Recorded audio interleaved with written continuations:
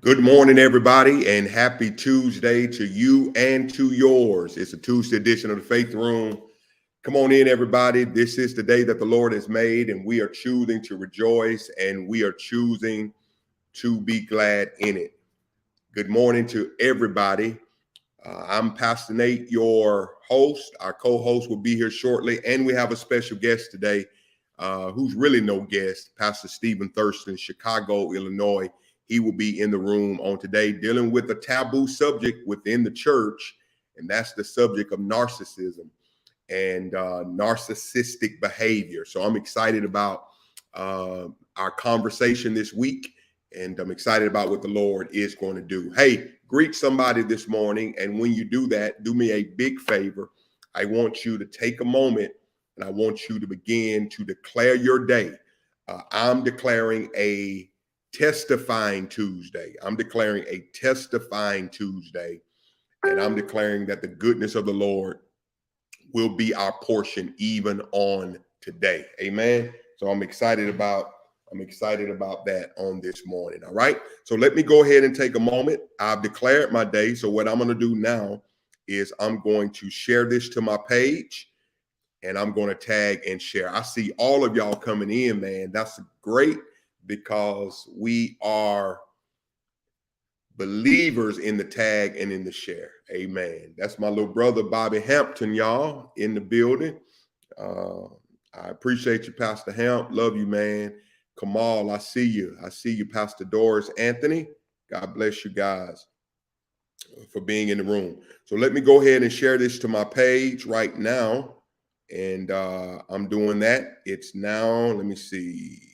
It's now on my page. So those who go to my page will be able to see this particular show. All right. Tony Gant, big brother, how you doing? Felicia, Bobby Godfrey, I see you. Siobhan Cherry is in the room this morning. Come on in. There's our co-host with her new shirt on. I've never seen before. Hallelujah. Thank the Lord that in a pandemic, shopping is still happening. Come on, give God praise for Elder shirt. Oh my God. Stop. It's a dress. It's not a shirt. Well, I ain't looking below the waist. So. You can't see. Praise God. Hallelujah. Anyway, Cherie, good morning to you, ma'am. Good morning, sir. How are you? I'm really good, Cherie. How you really doing, Cherie? I'm really good. Really good. All right. I think it's time for me to make another appointment to see the masseuse again. The masseuse. Yes. I feel that in my spirit. The masseuse. The masseuse. Now, Cherie, are you a deep tissue sister, or do you like more Swedish? We're deep tissue. Swedish. They're both Swedish deep tissue, kind of the same. Here's my point, Cherie. I should not leave a masseuse in more pain than when I came, right? If I'm leaving in more pain, if I need an ibuprofen when I leave. Well, Nate, sometimes you gotta hurt before you heal. Now, hold it. Repeat that. Sometimes you gotta hurt before you heal. That deep tissue ain't no joke. But like the last one I did, because I hadn't had a massage in a while, and I know my level of tension was off the charts, I'm like, let's do it. It hurt, but I needed it. Yeah. So that's good information. Mika Jones, you need to make sure you're hydrated before, Pastor Nate. That's it then. I didn't have enough water in my system. That's why they give you that water when you finish. They'd be like throwing it in your face. Drink this. If you get there in time, you get to drink before and, sit and chill out, and it's a beautiful experience. Yeah, good deal. Good morning, everybody. Cherie, they're coming in. I've declared testifying Tuesday, Cherie, for my life and my day today, a testifying Tuesday. Testify of the goodness. Of the goodness of the Lord. Yes. Margaret says it's a teacher. Thurston is here today, Cherie. We're excited about it. He is waiting and he is ready. Yes. Y'all come on in, get as many people as you can in the room. Cherie, how many live do we have now? We're just at 131. 131. All right. Come on, y'all. Let's get them in the room. If I tag you and you're already in the room, I didn't see you. Okay. Tammy Alexander. Congratulations, Hey, Tammy. Tammy. Tammy's now Living her best officially life. living her best life. Yes. I'm living my best life. You know, we was exposing Tammy out there on them balconies, talking about she was Yeah, by that herself. was you. You stay in a state of pettiness. You never. Tammy, who you on that balcony? I'm by no you. And then the next week, Mind your business. Mind your business. love you, Tammy. None of her business belongs Belongs to you. you. She laughing too. Don't be laughing, T. Somebody Tammy, got to say it. you happy? I'm happy, T. That's all. You know how we do it. That's it. What's up, Randy? Praying for you, man. Brenda Walton in the building. All right. Transparent Tuesday. Come on, Thurston. That's what Candace said. Come on, Pat. Oh, he coming now.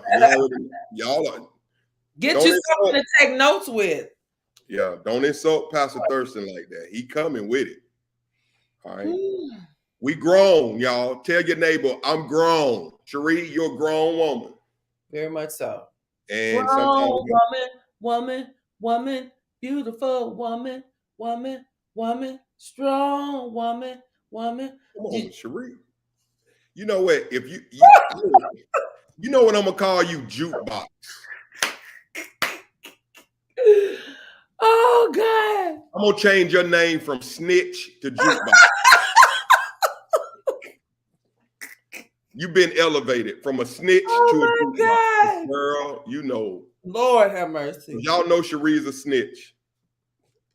She would tell on you. What do you mean? Have I ever told on you? No, you ain't told on me, but you said we were in the car and some dope was in the back. You would say what the dope was. Well, yeah, because I'm not going down. No. See that? I can't. That's why you can't ride with me. Don't do that to me. Don't put me in that situation. You didn't care nothing about me when you let me in the car. You didn't tell me. I don't think that's loyalty, Cherie. I don't think it's right for you to be putting me in that situation. So, fair exchange. What? Okay. Wow. Go on and person keep talking. They tell on themselves. I'm just saying, ain't nothing else to say, baby. Listen. Get out the car then. Put me in that car and don't tell me what's going on. Then we get pulled over. Now I'm finding out. You sure right. You snitching. If they ask me, I'm not gonna volunteer. But baby, don't ask me. Is this yours or is that his? It's probably his. So I don't smoke though. Wow. You can test me now. Because what I'm not doing, I'm not going down for nobody. Cherie. And if I go, you going with me. So if you do your dirt, don't tell me. Keep me out your car. Come get me when y'all get through. You joking, right? No. All right. Wow. So you think it's okay to put me in that situation? That's unfair. But I'm saying you don't throw people under the bus. Snitches get stitches. Okay. If you get out in time. What she say, girl? What she say? No, because don't do that to me. Now, why I got to be loyal to you? You see what I'm saying? You didn't care nothing about my life. Well, you still going down anyway because you were in the car. Guilt by association, sister. I'm gonna say what I need to say to go home. No, no, you're not. You were in the car. But and you gonna tell them that they could test you right then. Yeah. You just horrible. Do what you need to do. Check my purse. You need me to get out my clothes. Tell me what you need to do. I need to go home. Yeah, I can't. I'm not going down there. This girl. Ooh, boy. This girl is a fool. That ain't where I need to be. They laughing at you, Cherie. Look at them, child. They are laughing at you. Hey, y'all, come on. We starting in 1 minute, Cherie. 1 minute. All right. 1 minute. Come on. Yeah. 1 minute. 171. Come on, y'all. Keep tagging away. I'm excited. Get immunity. What? Snitches get immunity. Boy, that's good. Yeah. Spriggs. I ain't fooling with it. Don't fool with me. Don't do that to me. I just think if you riding in the car with people you call your friends, you just be quiet. You don't throw nobody under the bus. If they ask me, I'm not gonna volunteer, but I think if we friends, you wouldn't do that to me. So if they ask, that's what you're saying. If they ask, okay, now that makes sense. Asking me questions, I'm not gonna start lying. I'm not doing that. One thing about me, I'm not gonna lie on you. I ain't gonna lie to you. But I'm not gonna lie for you either. In most cases, if it mean I got to go down. Y'all hear your co-host, don't you? Hear me well. Y'all hear? Hear me well. Just keep her at the house. If I got to get in your car, you better think. Keep her in the house. Let me drive my own car. Riding dirty. Dirty. So you don't think it's wrong on that wise that you would allow me to be in that car with all that stuff in there and you don't say nothing? You know what? I can agree to that. But I was just more so, my point is the loyalty factor of you. Here's my point. At this point, you have proven you don't care nothing about me. I got your point. Okay, all right. Point made. Fair exchange. Would you get them out of jail? If I needed to, I guess. Thank you. After I get mad. You're gonna think about what you did though. You're gonna have a moment of solitude. So you'll be the one in the cell. I ain't do nothing. When I get in the cell, I'm just gonna get over there and be quiet and sit back. What has been your scariest police moment? Have you ever encountered? Don't start smiling. Oh, I can't tell because I don't want to. Okay, I was in the car with somebody, and we got pulled over. The police asked the driver for what her name was. She gave a fake name. I said, what we doing? What is we doing? You're in the passenger side. I'm in the back seat because it was somebody else in the front passenger side. So they took her out the car. And I guess they took her somewhere else because she kept saying that was her name. Nate, when they asked me, I said, I don't know, but we call her blah, blah. I don't know. Because this one, I said, sir, why did you have to add that on? I live up the street. Can I just walk home? Why I have to add what? I don't know if that's her. I ain't never known that to be her name. We call her this. Now I don't know that name. Why did you have to say that though, dog? Because I don't know if that's her name. They asked me. I know it wasn't her name, but so I tried to smooth it over. Maybe that's her. Could be her real name, but we call her this. Is her name so and so? I don't know that. I don't know that to be her name. I call her this. You fold under pressure, Elder. I love you, sis. Listen. I appreciate this. Swing is half the battle. If you into some scandalous mess, keep me at your car. So when she said the fake name, I didn't say her last name. I said her first name. So can you bring Pastor Thurston in? Because you. But how come I'm wrong? Here's what my cousins taught me. Here's what my family taught me. My family members who was engaged in pharmaceutical sales and stuff like that, they just used to tell me to be quiet. Well, see, I didn't know her to be in pharmaceutical sales. I don't know what the issue was. That was my example. I'm saying you shouldn't have even, that's her battle. He asked me, what is her name? Is that her name? And you said, I said, I don't know that to be her name. We call her this. So I'm thinking it could be her name. We don't know that. You know how people have nicknames. Her nickname might be so and so. Long story short, she had to go down there. Sheree, you got that girl arrested. I did not. You got yourself arrested. Why'd you tell that story? Sheree, you fell into the trap. If you doing some mess, you ain't got no business. Keep out your car. You fell into that trap. Let's bring Pastor Thurston in. All right, come on, let's bring our brother in. Good morning. Thurston, you're muted, bro. You're muted. What's good, Faith Room? Good to see you. That's why I gotta stay at the house, bro. Right there. First, she got that girl arrested. No, I didn't. You got yourself arrested. Why did you tell a lie? Thirst, you from Chicago now. You know, shut up. Shut up. Be quiet. They asked me. They came to my door and asked me, is this her name? Sign language. Thurston, I can't go to jail, baby. I can't do it. Thurston said sign language. No. Mm-mm. Mm-mm. Oh, Lordy. See, Thurston from Chi-Town. You see how quick he was on his feet? I'm from Arkansas. So that's a little different. Oh, my God. All right, man. Y'all listen. We have secured Pastor Thurston for 3 days.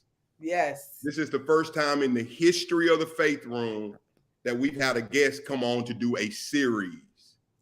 And so listen, y'all, grab something to write with. Look at me. I would never tell y'all to do what I don't do. I'm ready. And so he's dealing with the subject of narcissism, and he's dealt with it from so many angles. And I hit Pastor Thurston up today. I said, Pastor Thurston, please lay a foundation today, because I know everybody in the Faith Room, some of y'all are new. Some of you don't even know what the term means. So he hit me back, okay. You know, but Pastor Thurston, man, listen, you've taught this. We're at your feet today, bro. I know it's taboo in the church. I know we don't like to talk about it. We dealing with folk who's a narcissistic. Help us today, man, with dealing with what's our title, Sheree?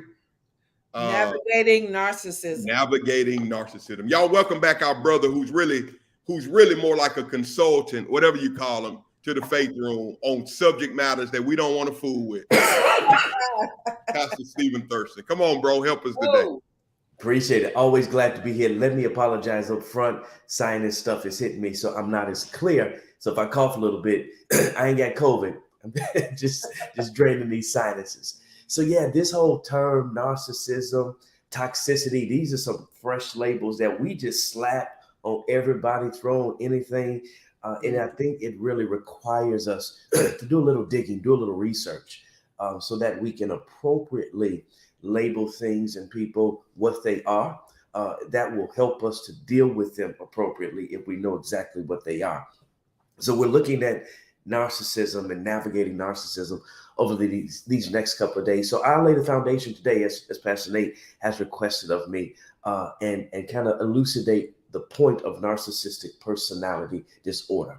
And I want us to start by understanding that there's far more to narcissism than its reductive invective would imply. The truth is that we all fall on a spectrum somewhere between utter selflessness on one side and arrogance and grandiosity on the other side. And so I want us to be clear that it's a spectrum and all of us fall on it. So before you go pointing your finger at somebody else and labeling somebody else, I want you to have a mirror moment, look at yourself, point that finger back at yourself, and recognize that grace, that same stuff that you want extended towards you is going to have to be extended to other people, because we all in the same boat together. And if we're honest, the need for power, the need for admiration, the need for approval from other people's and their lives, in our lives, I'm sorry, we all desire this, we all seek it, we all need it at some level. And so that puts us in this space and place of dealing with some level of narcissistic personality disorder, or at least the trait. And while the term is thrown around loosely, NPD is actually classified as a mental disorder. For those of you who've heard this term before, the Diagnostic and Statistic Manual, the DSM or DSM-5, that's the latest manual. That's a manual that highlights and details all of the personality disorders and mental disorders. It's a great resource if you want to dig into this topic a little deeper, find out some more intricate details about it, and really illuminate your mind concerning the largesse of mental health and mental health conditions. Because again, we play around with these terms, not really understanding that there's something deeper to what we put on people and label people as. And since I've been in the realm of leadership for over 20 something years, the space of pastoring, operating in the nonprofit space, the retail space, just engaging with people for the majority of my professional career, I've observed and I've worked with a plethora of individuals, a plethora of leaders from all walks of life. And it's my sense that things have reached almost an epidemic level in this regard of mental health and narcissistic personality disorder. And so I'm simply seeking to suggest that your boss, your manager, your supervisor, definitely our former president, and yes, even some clergy, yes, even some pastors are probably suffering from this distemper. And so if you're a boss, if you're a manager, if you're a supervisor, if you're a pastor, if you're clergy, yep, I'm probably talking to you. You probably suffer from this distemper. And I know that many individuals will present themselves as being healthy and being whole. We're living our best life. We got it together. We post pictures doing our yoga. We're engaged in meditation and mindfulness. But the sad reality is that behind that mask of ultra confidence often lies a fragile self-esteem that's vulnerable to the slightest criticism. What you have to understand is that this disorder, it wreaks havoc within every area of the lives of the individuals who suffer with it, and it even trickles down to impact those who are within their circumference. And so the question that you're probably raising in your mind, well, Stephen, what does it look like? How can I identify it within others, or more importantly, within myself? Yes. And to lay this foundation, I want to lay out 10 signs of narcissistic personality disorder. Now, an individual who suffers from NPD may not necessarily have all of these 10 signs. They may have one. They may show up at various points in the individual's journey through life. But if you see a culmination of these, if you see several of these within yourself, within somebody else, it's a good sign that they might be dealing with this distemper, with this disorder. You might be dealing with this distemper, this disorder. I don't want you to give yourself a license as a therapist and you ain't never been to no school. You ain't got no real credentials behind your name. So be careful labeling people. But in many cases, when it's clear, as we saw in our last presidential term. All right, so number one, individuals that are dealing with NPD often have a strong desire to be admired, a very strong desire to be admired. They have a gift of attracting followers and often do so with their highly developed verbal skills and articulation. I've seen this played out. Pastor Nate, you can probably tap into this, and I'll deal with, not going to deal with a whole lot of clergy stuff, but because that's my life, I can paint some very vivid pictures. And I often see in the clergy space, because I know we have clergy that watch this as well, right? Clergy who don't have fathers often become the victim of narcissists. That's good. They tap into that area of your weakness, that area of void, and they play on that and try to become that person, fill that void, become that figure in your life to draw you in and then manipulate the hell out of you. And so they have this gift of attracting people, attracting followers, because they often have very highly developed verbal skills and articulation. They're charismatic. They draw you in. They appear to be amazing people. And all of that is to draw a flock, a crowd, a following that can lift them and praise them and magnify them. They're full of charisma. They're also attracted to starstruck followers. And so They may have some gift, talent, ability that you really admire and like, and you announce that, and they'll make you feel like you're the only person in the room. You're their best friend. They're spending time with you. Man, let me get your number. Let me get your email. Let me reach out to you. Let's do lunch, because they just want you to continue to blow smoke up there. You know what? They want your praise. They want your worship. That's what that's all about. And when you finally find out who and what they are, they will then discard you and find somebody else. We'll deal with that a little later, to continue to get that praise and adulation. They actually treat people like most kids treat Christmas toys. You know how you were when you were a kid and you got the toy. It was your favorite thing for that first week, sometimes for that first month. And then after that, after you cried and prayed for it and got it, you discard it. You throw it away. You mistreat it. You mishandle it. You don't treat it with care and concern and compassion. That's what happens with narcissists. They treat people like toys, like objects. If it's new and shiny, oh, I love you. I'm going to spend a lot of time with you. But after the newness wears off, you're thrown in the pile with other people who thought like you that you had a special place in their life. So number one, there's a very strong desire to be admired. Number two, they are unable to take criticism. Unable to take criticism. Come on, Thurston. These individuals are extremely sensitive, especially to harsh criticism. Yeah. They brood over constructive criticism endlessly. Don't allow them to be a speaker or an artist or somebody who's in front of people. They constantly ask you, what you think? What's your take? What's your perspective?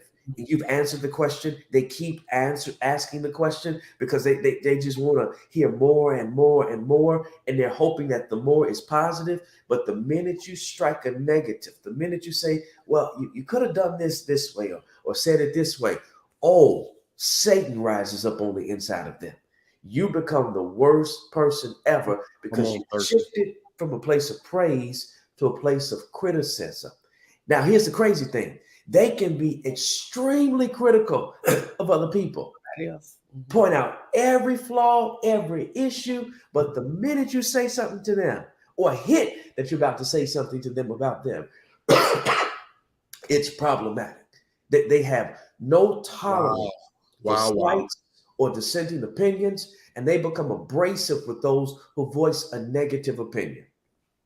They're going to find something to trump what you have to say about them. If you bring something up to them that's not pleasing in their sight. You know, I see an issue. I want to raise a concern. They're going to go back 15 years to when you messed up just a little bit and tie that into the situation, though it's totally out of context, because they have to shift and deflect everything back on you. Why? Because they have to maintain this. Come on, man. Number three, they have an inability to listen. They have an inability to listen. This disinterest develops as a defense mechanism to keep from acknowledging criticism. You'll have a whole conversation with them. Ask them to repeat something of what you said. They can't give it back to you unless it's praise of them. Unless you're highlighting something that they've done, unless you're clapping them and applauding them because they have an applaud addiction. Anything other than that, they're not going to be able to give it back to you. They believe that subordinates don't have much to contribute. And so they'll suck you in, pull you in when you first meet, get connected to them, want to hear all of your thoughts, learning about your life. They're not really interested. They're just trying to figure out where they can plug in to manipulate you. And as conversations go, you have it in your mind that you're in a certain place and position with this person, and you're not, because they don't see you as equal. They will always see you as less than. And you don't have anything to contribute. Why? Because they know it all. They'll give their perspective first, then ask for opinions to induce groupthink. So that's why they raise their perspective first, because they want you to know where they are, what they see it, how they feel about it, so that you can fall in line. Because all what they really want are minions. They just want puppets. Wow. They want minor versions of themselves so that they can replicate themselves. They want a mini-me. That's all they're seeking to get. And so number three, they have an inability to listen. Number four, They have revolving relationships. This is critical. I really want you to pay attention to this, and people. They have revolving relationships. You ever had a boss, ever had a leader who will comprise a dream team, and then 6 months later, a year later, there's a new dream team, and then another 8 months later, there's a new dream team? Come on, Thurston. Here's what happens. They keep bringing people on, and then once those people figure out who and what they are, they have to replace them. And notice now, the narrative will always be that there was something wrong with them. Something wrong with that leader, with that person of power, but it's always something wrong with them. And what they'll do is they will take your perspective of these people who did no wrong, who could really give you insight, but they have to alienate you from them, make you hate them, or think that they're stupid or dumb or inadequate or lacking skills, liars, manipulators, so that you won't have conversation to see that that other person, the narcissist, is really the person with the problem. And so you'll always see a revolving door. They can't keep a friend. That's so Always got a new BFF. God. Listen, they won't hesitate to devalue or humiliate others with no sense of remorse. They will say that you're their best friend. They'll die for you one day. And then the minute you figure out who they are, you're the worst thing ever. And they have no problem tearing you down, ripping you apart, lying on you, making up stuff about you. And they have no remorse about it. Golly, Thurston. The inner circle, their staff, their team, the people that they date, it's always a revolving door. Why? Because they're always looking for that new toy that's going to worship them, that's going to be obedient to them, that's going to believe them and give them carte blanche as it relates to trust. And here's the crazy thing. Claims that they claim that loyalty is important to them, but they don't know how to be loyal to anybody. They demand and desire your loyalty, your faithfulness, but they ain't loyal to you. They will throw you under the bus. They will tell the police your real name in a minute. You petty. I couldn't resist, Elder Cherie. I couldn't resist. Hey, They will trick off on you. I am they. But that revolving relationship, that's one of the biggest red flags that you're dealing with someone who's suffering from narcissistic personality disorder. Number 5, we halfway there, y'all. I hope y'all getting something out of this. Number 5, there's a lack of empathy. Lack of empathy. Here's the crazy part. While they crave empathy and understanding from others, they don't know how to display it to others. Come on, Doc. Reckless in how they treat and manage and handle people. They give zero, y'all know what's about other people. They could care less. It is all about them. And they are willing to sacrifice people on the altar of ego. Wow. Their ego reigns supreme. Their ego dominates everything. Their ego comes before your heart. They will always put themselves, their desires, their wishes, their goals before you and anything that's happening in your life. When they're in need, when they're in pain, they need you. Oh, I need you like I never needed you before. They want you to cater to them and check on them. All of that. The minute you go down that same path that life takes you, when things are difficult, it's dark, they're nowhere to be found. Come on, man. They fail to realize that there's a trail of emotionally damaged people that are in their wake. That's another sign. That's why you've got to engage in conversation with people, around people that you're trying to build a relationship with, to see what the track record is. Y'all ever seen the Godzilla movie? Godzilla had a tail behind him. This Godzilla would go through the town, go through the city, knocking over stuff, tearing stuff down, trying to get to where Godzilla was going. That tail was behind Godzilla, and it was flapping, and it was knocking other stuff over and creating a wake behind Godzilla. That's what happens to people, especially people in power that have narcissistic personality disorder. There's a trail of damage, hurt, bloody, mentally drained, psychologically torn down people behind them. And they care nothing about those people. Wow. Nothing about them. Will damage families, will damage relationships, will use people and then discard them, not caring what happens to them. They've got a wake of dry bones, a valley of dry bones behind them. Talk. Number 5, they lack empathy. Number 6, They lack consistency. Here it is. They seemingly have no core values. You would think that people, it's just some stuff I won't do, some stuff, some places I won't go, some boundaries I won't cross. No, not with them. They have no core values. Nobody and nothing is off limits if it's going to impede them getting what they want. These people aren't consistent. And again, building relationship and rapport with people, what you have to pay attention to is their consistency. Come on, man. Because an individual cannot consistently behave in a way that's inconsistent with who and what they are. Right. What's in you will eventually come out of you. And so again, when you first meet them, they're glowing and glaring and complimentary and available, but that don't last. These people are fickle, and they will change directions easily as they're easily bored and as they easily need new people. It's almost like a Ponzi scheme. They need new people to feed into this system to keep them up and to keep them going. And so if you function with them in the workspace, in the professional space, the organization can seem schizophrenic because it's based on their actions and their initiatives, which are always shifting. They're always changing. I would see in leaders that I've consulted with, every month they got a new mission and a vision. Like, what the hell? Slow down. We haven't completed all the stuff that we said we were going to do last year. And now it's a new year and you've got all of these new goals. What happened to the progression? Like, what are you doing? Schizophrenic, based on their actions and their initiatives, because nothing is consistent. They're always jumping to the new. They always want to be on the latest fad. They always want to have the attention, so they got to create stuff. There's a lack of consistency. Lord have mercy. Number 7, there's empire building. There's empire building.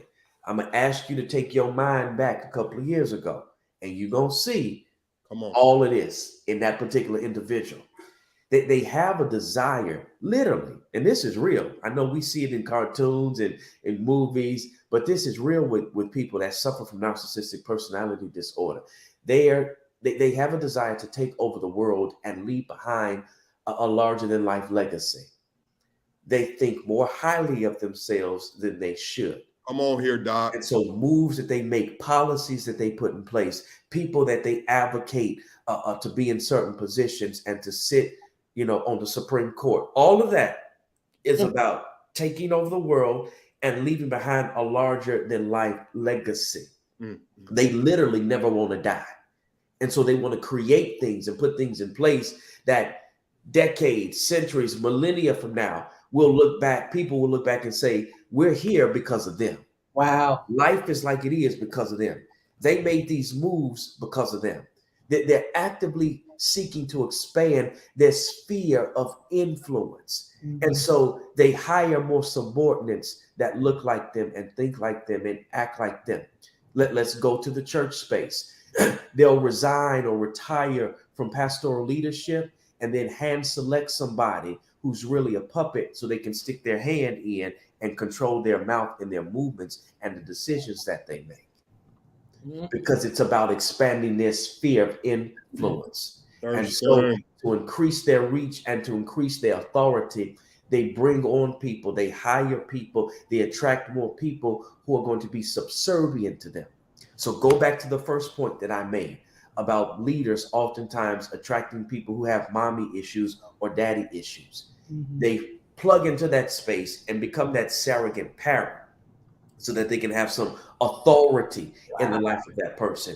And it becomes more difficult for that person to say no, even when what's being asked of them violates their principles, their core values, their morals, their religious beliefs, because that person has fit themselves in that special place in this person's life who deals with self-esteem issues and self-worth issues and knowing really who they are.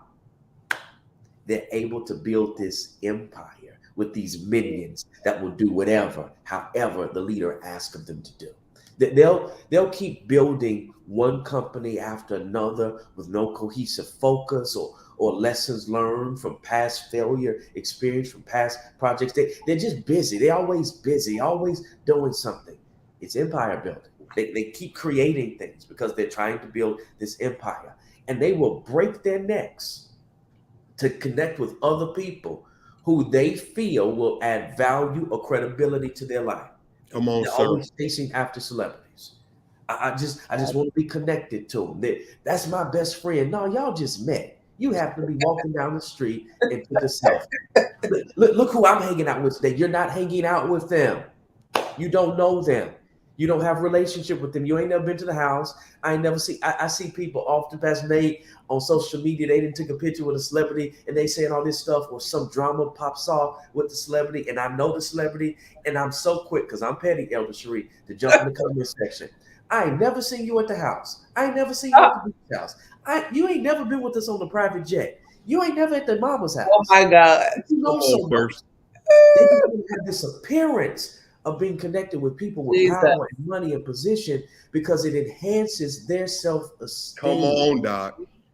It's all about empire building. They invite people to their church to speak because they want to seem like they connected. Yeah.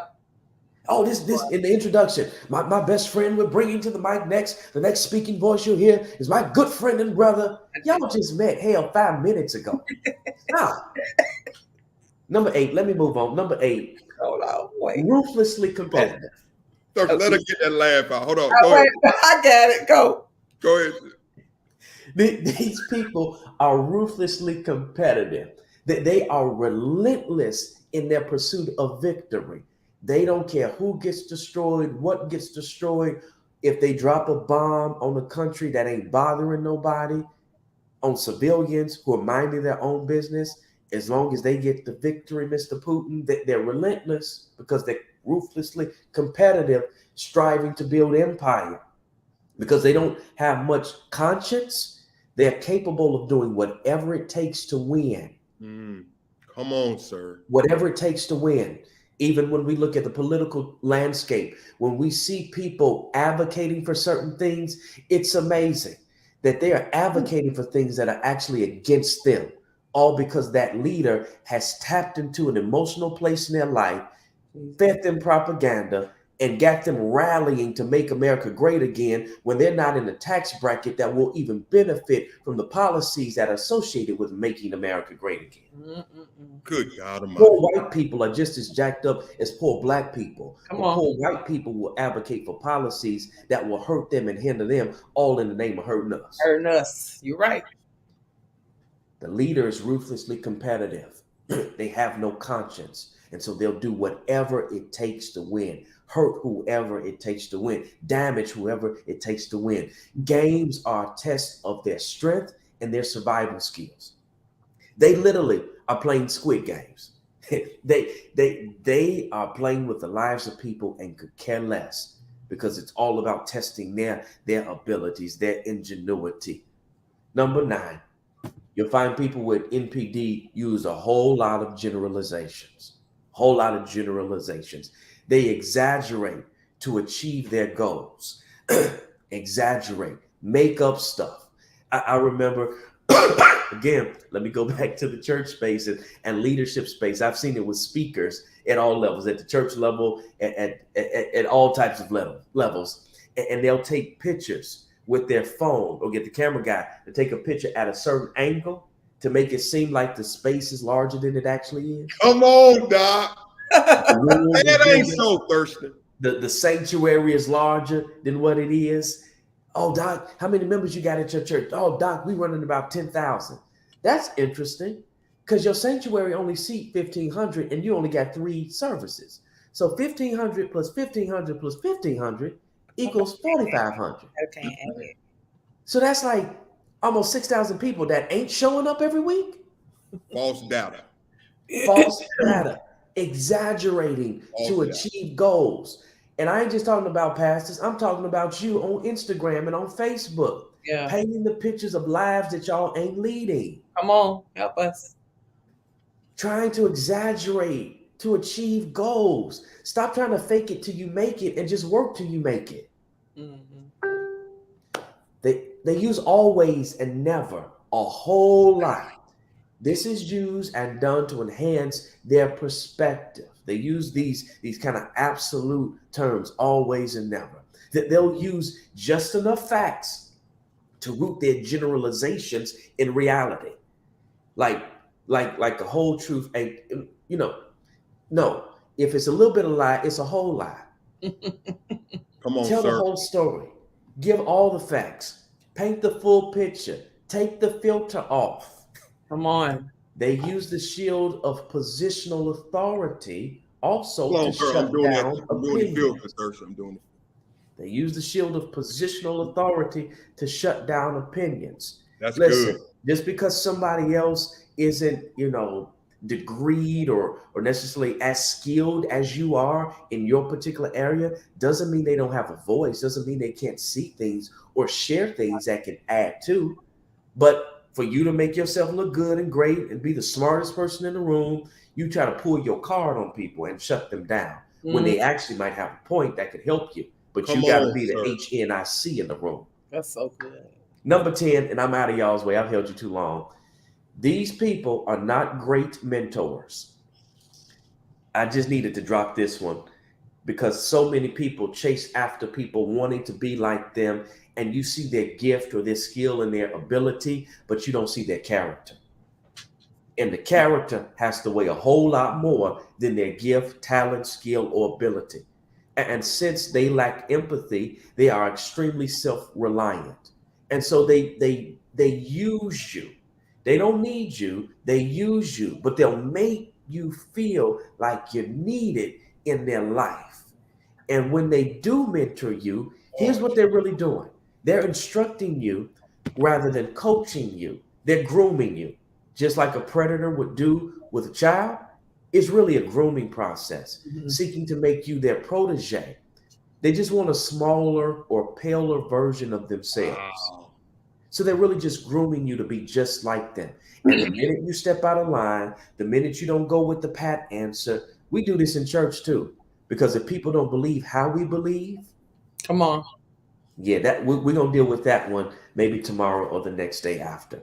But they're not great mentors. So if you see any of these flags or a great deal of these flags in the life of somebody that you deem, oh, I love to meet them, connect with them, for them to mentor me, stop, run. Red flags are signs for you to depart. This is not a carnival. You don't run to red flags. You run from red flags. So I Yes. just wanted to drop a couple of red flags on you to help you to recognize if you're dealing with narcissistic personality disorder or somebody else you're connected to might be. I hope, Pastor Nate, Elder Cherie, I've laid a foundation for us today. That's great.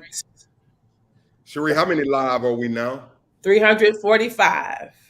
Stephen Thurston, 345 people in this room. I want to open up. Can you take a few questions, man? Yeah, we can do it. All right. If you have any questions, type those questions in. Y'all, this is some heavy stuff. It is. And I'm so proud of people who are, I see a lot of people that are saying they know it in other people, but I'm proud of the ones who are saying, I see that in me. Yeah. I see a lot of people throwing it on other people. I see that too. It's easy to do that. And of course, others come to my mind, but I'm so proud of the ones who are saying, wow, I used to do that, or I've done that. I've seen that in the comments as well. Yeah. And we need to be aware. Thank you for bringing that up, Elder Cherie. We need to be aware of how we present to other people. And that means having honest conversation with people, because some of this stuff may be in us, but it's not blind spot. We're not aware. And other people who are connected to us and close to us ought to be able to tell us, I see this. That's good. I see a red flag.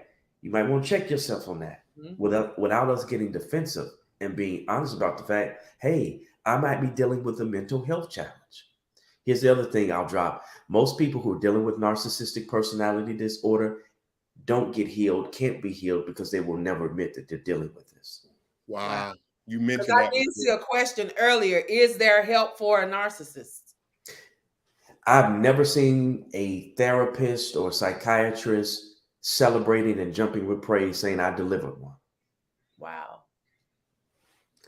So this is one of those pieces that many people just ride out for the balance of their life. They don't do because it takes hard work to reverse a lot of this, and they don't do the hard work to get the work done. Okay, so there's a question. So what do you do when you realize you are that type of person? So say we've been in here today and we've seen some of these in our own selves.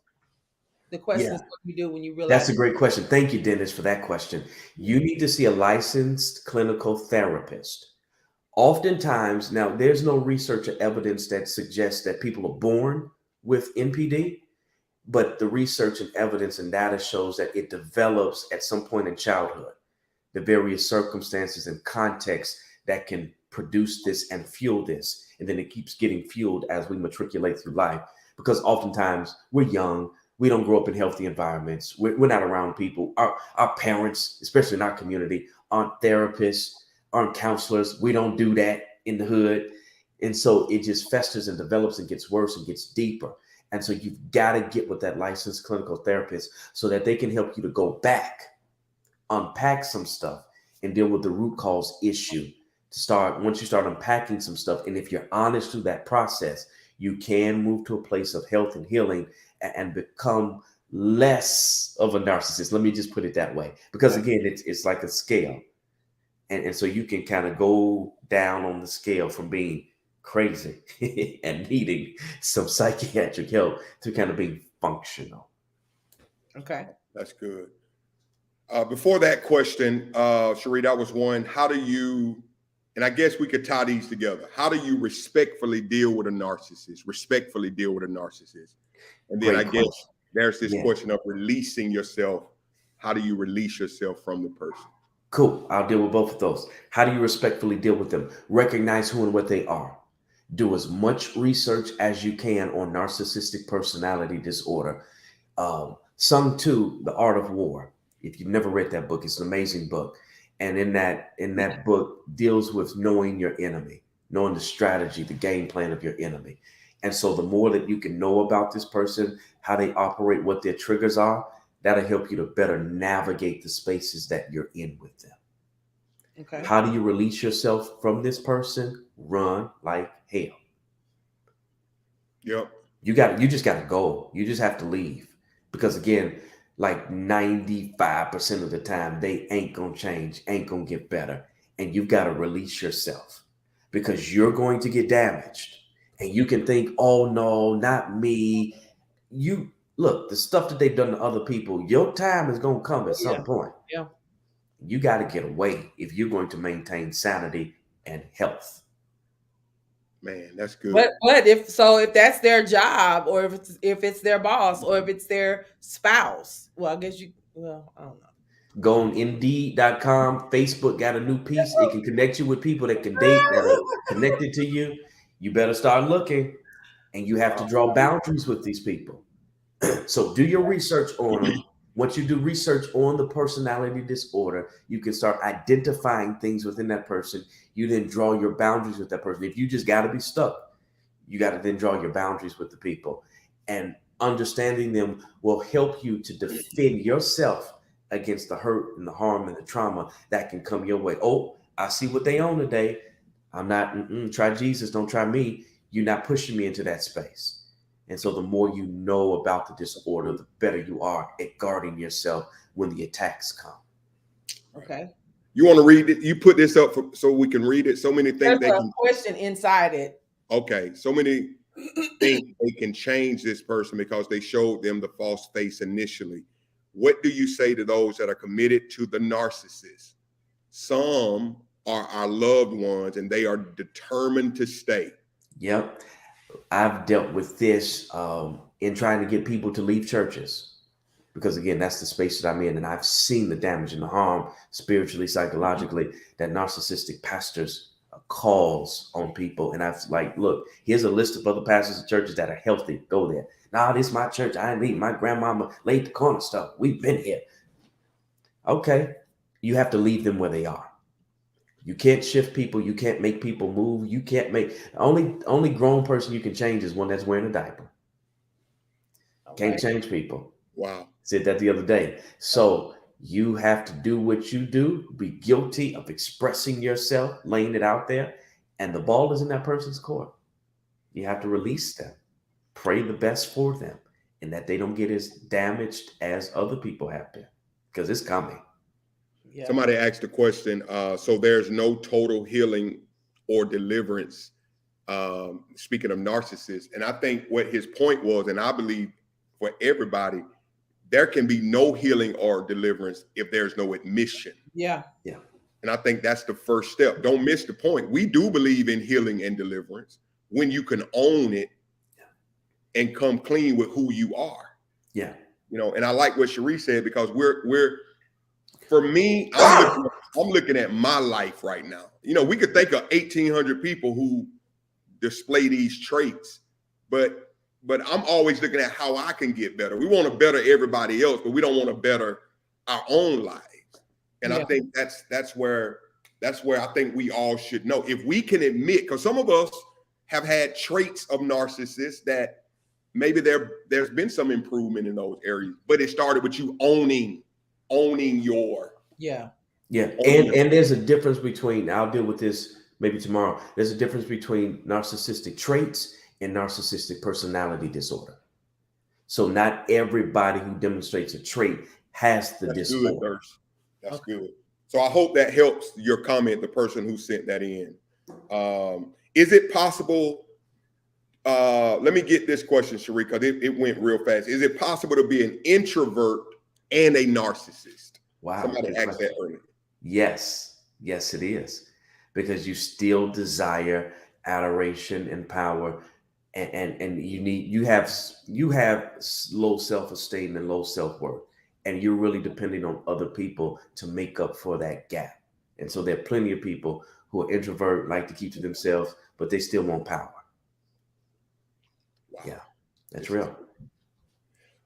Is it possible? All right, y'all. We got them all week, so we could wait till tomorrow, Cherie. We ain't got to drain them dry today. Is it possible for a person to not know that they are a narcissist? Should you tell them? Very possible.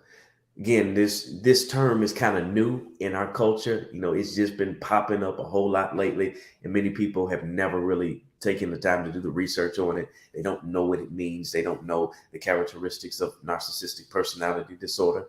Here's the thing about presenting it to a person. Remember now, one of the points that I made, they don't like criticism, and this will be taken as criticism. And so they'll justify their actions and their behaviors. They'll say that you're crazy. You're the one with the issue. You're the one that needs to seek therapy and the counselor. And oftentimes they'll dismiss it. And so, to Pastor Nate's point a second ago, they don't face it, so they'll never be able to fix it. And it just creates this cycle that they keep going in. You can tell them all day, but unless they're willing to receive it, nothing's going to change. That's good. Listen, y'all, this is how many live are we right now, Cherie? 309. 309. Listen, guys, Pastor Thurston will be back tomorrow, and we're going to continue the conversation on dealing with narcissism. Yeah, handling it, dealing with it, recognizing it, and then we'll take your questions at the end. And Cherie, you said something. He's given 3 days of his life, of his time. So we're going to be a blessing to him, right? And we're going to give you an opportunity, because y'all, look. And I'm not talking about just buying him lunch. I want us to be a blessing to his life, because this is what you sit on couches and get, you know, and you have to, you know, see Sarah when you leave with your credit card. And, you know what I'm saying? See Sarah and Becky on your way out. And but Pastor Thurston is proven, and this is just good information. So we want to make sure that we bless his life. Mm-hmm. And I'm not talking about what we typically do. We want to bless his life. How many of you were blessed today? I mean, Cherie, my mind turning now, Elder. I'm thinking about people. I'm thinking about, you know, me. I'm thinking about life. How many of you were blessed today? All right. So listen, as you feel the desire to sow, we're going to make sure, Pastor Thurston, at the end of this series, man, we're going to make sure that we're certainly going to be a blessing to his life. Cherie, any final words on this? This is going to be a good week. I'm already buckled up. I got my notes. Yeah, I had the right mind. I'm going to go back over my notes and fill in some blanks. But I would strongly encourage everybody to take notes and then go back and look at it. This time, look at it like inwardly. I don't want you to think about anybody else. think about yourself and where you fall in here. And then prayerfully, there can be some help or some kind of way to get you started down the road of help. Because I don't want to be a narcissist. Right. I don't want to be that. Well, stop snitching on people. That's the first step. All right. So anyway, I love you, Pastor Thurston. Man, we'll have you back tomorrow. Y'all give Pastor Thurston a hand. And, Yes.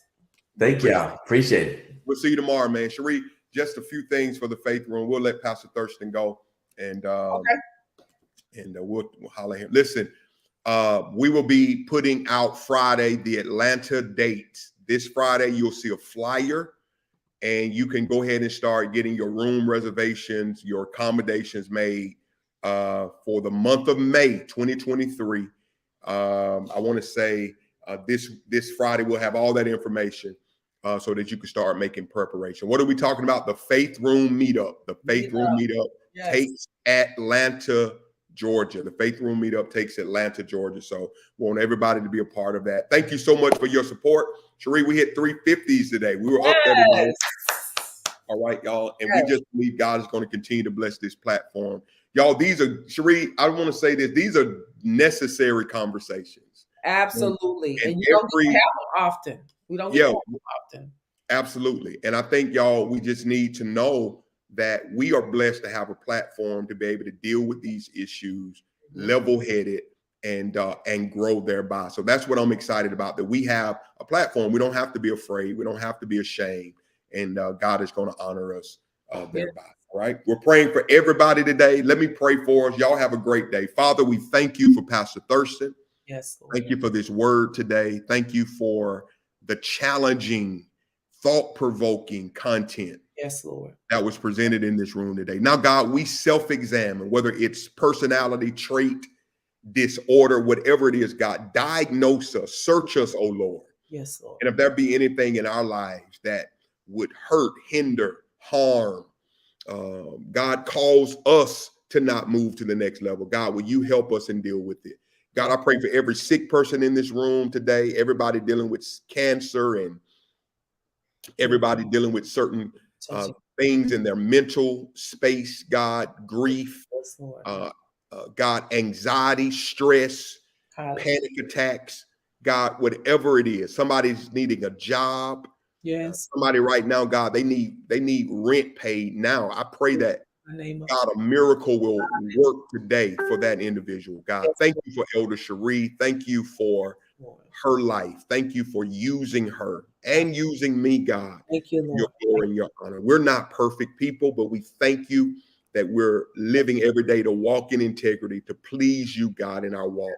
So help us to grow. Help us to get better as leaders of this platform. Give us wisdom, knowledge. Yes, and God, protect us. We know the enemy is mad. We're giving hope, God. We're giving promise. We're giving people another opportunity to see life from a different lens. And God, we are going to be under attack. So cover Cherie, cover myself, cover our families, God. Keep evil from us, God. Protect us. No weapon formed against us. Hallelujah. Will be able to prosper. So we thank you now in Jesus' name. Jesus' name.